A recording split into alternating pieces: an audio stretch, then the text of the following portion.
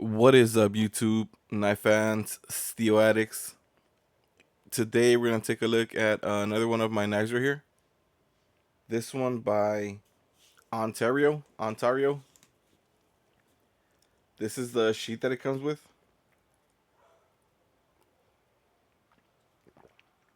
You got your snaps here, two holes to retain it to your leg if you want to do a leg strap on it. Another snap here. I added this piece of paracord in case I want to take it out of my belt and just put it as a dangler. Moly compatible. Your simple Ontario knife sheath, and you have a plastic insert there. Very cool, very simple made. This is the Ontario sp2 Survival. I've had this knife for over 10 years. I remember when I bought it back like in 2015, 2016. I bought two of them. I gave one to my coworker. They were on sale for like $20. I bought him one. I told him how cool the knives were. He's a knife guy. Or he was. I hope he still is. As we get older, we start losing interest on things, you know. But he's the one who got me interested into knives. You have your Kraton rubber overmold handle on this. I want to say it's full tang. The tang extends all the way out here. You have a rivet and a hollow rivet there for your lanyard. Ontario's famous grip with their five grooves there to give it that combat look. Ontario made in the USA. This is in 1075 high carbon steel. You have your fuller there. You have your saw back. I think this is like a better version of their pilot survival knife, which is what is it was intended to replicate or mimic. Like a better version of it, right? More modern take on it. Same steel or same blade blanks, just the rubber overmold on it.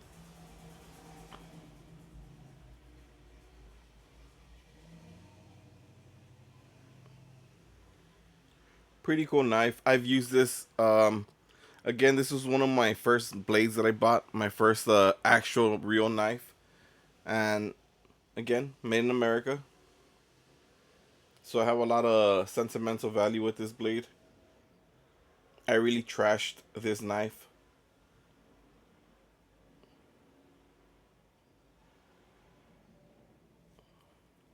Now it doesn't get much use. I usually just use the SRK or something like that because these are discontinued, right?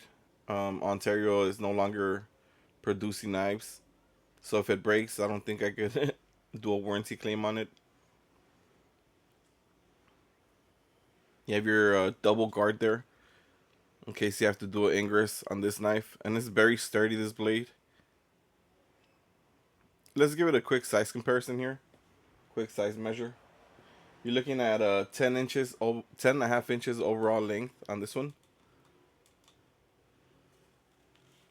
5.5 inch blade with a 5 inches of cutting surface here on this 1075 full, not full flat ground, but flat ground blade. We'll compare it to another knife by Ontario. Like I said, I think it's like their more modern take on it, the ASEC. And I know I've been using this knife a lot. It's a cool blade too. You got your saw on the top. This one's kind of dull because I hit it with a hammer. I was bashing it, bashing, and that's how it turned out to be. We'll compare it to another blade. I recently made a video on this blade, but since I have it here, we'll compare it. Another pilot survival blade, I guess. The Gerber, strong arm, or strong arm LMF2. Thinking about the Gerber strong arm. I'm seeing it with the corner of my eye over there. That's another excellent blade. And I guess, like I said, this one is labeled as survival blade, survival knife. I think these blades on these sizes, they're perfect for survival, right? For your outdoor utilities. And we'll compare it to one last one because I have it here. The Cold Steel SRK and SK5. Like I said, this is the knife I've been using mostly. Now I use mostly this knife when I go out in conjunction with my Harbor Freight $8 survival knife.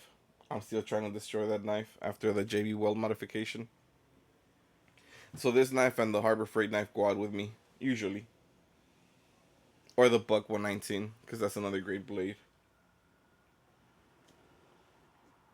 And there you guys have it. Let me know what you guys think of the Ontario sp2 Survival. And is it still a viable option today in 2024?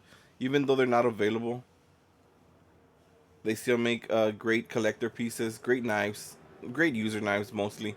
Right? None of these are collector knives unless you do collect knives and you just have knives for to fondle like most of us, you know?